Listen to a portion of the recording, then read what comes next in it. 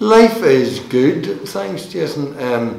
I mean, actually being independent, sitting as an independent unionist, has given me a fair amount of freedom looking at stuff. And if I look at through the autumn and what we've been working on, progressing the private members' bill on Assembly and Executive Reform, stroke opposition, also a few interesting amendments around shared education, and there's going to be legislation now to follow on that, so there's lots to work at on that around making shared education real and meaningful and a bit significantly more than just bussing kids about.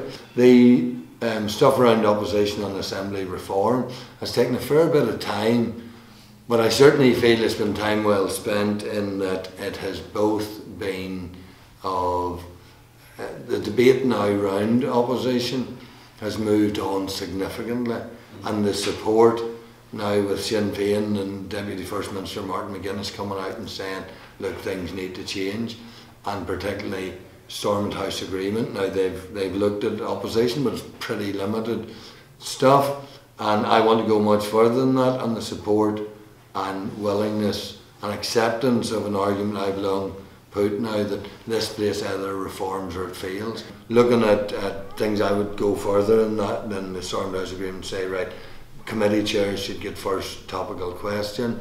You know, the chair of the Public Accounts Committee should always come from outside a government party, should come from non-government parties, as is the standard in Westminster, in the Dáil, Scottish Parliament, Welsh Assembly.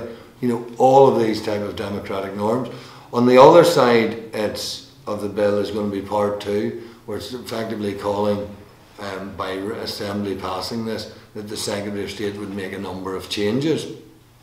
Some of those changes will be things like renaming the office of First and Deputy First Minister to the office of First Minister. Some of the key ones I see is extending the period between election and running to hunt to allow time to work out a proper programme for government, outcomes based, and broad budget headlines agreed as to what government departments get, possibly even the transfer of functions between departments that new administration feels that best deliver their programme for government, and then once you've that done and agree who's forming the government, you can then run to hunt, but you're then bound in by collective cabinet government. Now, just so anybody watching this, that's in the Irish Constitution. It's long since established at Westminster and in the Ministerial Code, and it's vital here because it goes to the very core of why this place is so dysfunctional, because ministers can take other ministers to court.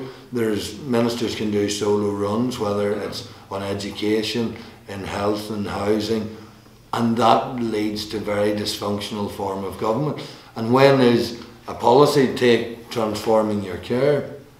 Is that a Department of Health policy led only by the Minister of Health, or is that a Northern Ireland Executive, Northern Ireland Government policy? And the difference in those two positions is that when things get difficult, at the minute, it's everybody then jumps into opposition. And our big problem in this is that we have government and a bit of opposition. We need to separate those. If you're in government, you're not in opposition. And if you're in opposition, you're not in government. And that's going to the heart. We'd also change the way we elect the Speaker to a secret ballot and elevate that person to a member for Stormont. The advantages of that are well known, that the Speaker then leaves party politics and leaves constituency politics behind them. The time to do the most of your negotiation is at the start of a government term. The same, and this isn't something new. This is what happens in virtually every other democratic process. In 2010, it took the Conservatives and Lib Dems 5 days to negotiate a programme for government. Some of that meant real pain for the Lib Dems. It meant probably a bit of humiliation when they lost the referendum on alternative vote. It also meant real pain and tuition fees for them. Some things that the Conservatives wanted to do, they couldn't do because the Lib Dems put a brake on, mainly reducing the number of constituencies. In Dublin, it normally takes 2 to 3 weeks, and the Fine Gael Labour administration negotiated that, and then it means your government's moving in one direction. Now, things like transforming your care, you would have to have buy-in, and at the minute actually Jim Wells, as Health Minister, has broad agreement from the Assembly and Executive College that this is a good thing. The point is, when it becomes difficult, everybody runs to the door, including his main partners in government or Sinn Féin, and that's the problem. You know, shared education. Look at the mess over St Mary's College and Stranmillis. Minister Stephen Farry is wanting to do something, then there's a debate, and we need to move from government by peace process negotiation to actually proper a negotiated programme for government, and a government that's actually running and moving in the one direction, with everybody putting their shoulder to the wheel, whether that's to solve health or child poverty or inequalities or jobs or housing. But the government has to act as one, because at the minute we're completely, to use Stephen Agnew's lines, we're in government of good things are good and bad things are bad, but nobody's actually making policy-based decisions. This was the difficulty actually we identified quite early on when we were doing work on the bill, that effectively we were in this chicken and egg situation, that Westminster, when they were putting through a Northern Ireland Miscellaneous Bill last year, there was some amendments around opposition. And Westminster's broad message was, we don't want to do it, we want Stormont to do it. And then you come to Stormont and go, actually, some of the changes we want to make we can't do. So what we've come up with and pursued and got agreement, broadly from everybody, including the Secretary of State, look, if Stormont agrees to some of these changes, then she will then look at those and act, and be a very courageous Secretary of State that wouldn't respond to the wishes of the Northern Ireland Assembly when it was freely expressed in a vote where it could be subject to all of, well, I mean, I'm quite certain that some of my bill will be petition of concern by someone, but so that is where I think both the Secretary of State, this is good for the Secretary of State, good for the Northern Ireland, and good for the Assembly, that we are debating and in charge of what we want to do, and then any changes that are agreed by the Assembly,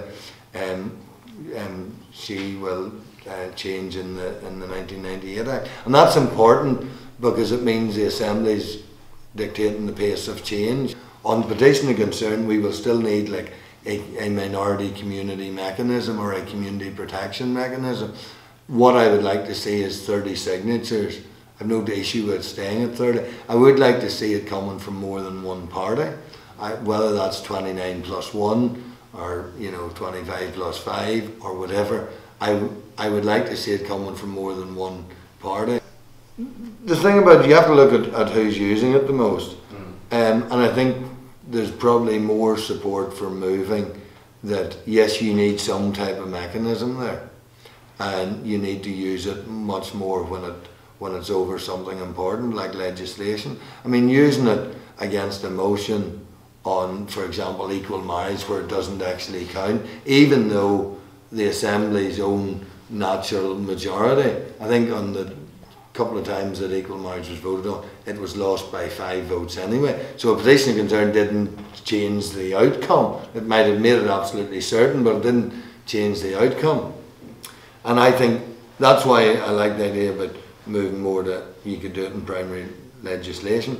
But I want to see us starting to wean away from this tribal type of voting and this community designation. I think it's a way of, if you remove that, you remove some of the necessities around it, you also mean that people can designate, there would be no designation, so alliance votes, green vote, count the same as mine. Effectively, we have 2 tiers of MLAs when it comes to a cross-community vote, and that's not a healthy situation. So why should you, if you voted Alliance or Green, be disenfranchised by that? And that's why I think there is more support. DUP are keener in moving to a weighted majority vote system, and I think if you build in the right protections, we can do that quite easily. I mean, I don't know what you would have to do to get Mark Durkan of the SDLP and Danny Kennedy out of government, but they ain't leaving almost voluntarily, and that's the problem with the Stormont House Agreement around opposition. That's why my bill wants to go much, much further. I mean, at least if you're going to vote against the budget, have the courage of your convictions and resign from the government. You know, normally if you were borrowing, and the arguments for borrowing money would be that you're going to invest in capital projects, you're going to build roads or extend your rail network or do rapid transit or build hospitals or schools or something that's going to deliver something. We are going to use this to make a redundancy and retirement scheme. That's our new RRI. This is not that well thought of. My concerns as well extended that when I've asked any of these of the minister, he seemed to be suggesting that he wouldn't do any of it without pressure from the Tory-led government. And I said, this is our problem. We've sat here for 8 years. I will be elected 8 years in March, and this Assembly has been back in session, in this executive. They've kicked the can down the road so long, and that's where it's not all Simon Hamilton's fault, because they've kicked the can so far down the road, it almost now we can't avoid it. And actually, I think from a DUP and UK government perspective, Stormont House Agreement was all about public sector reform. Being government's about making tough choices, and our government proves that, our system of government proves that that never happens.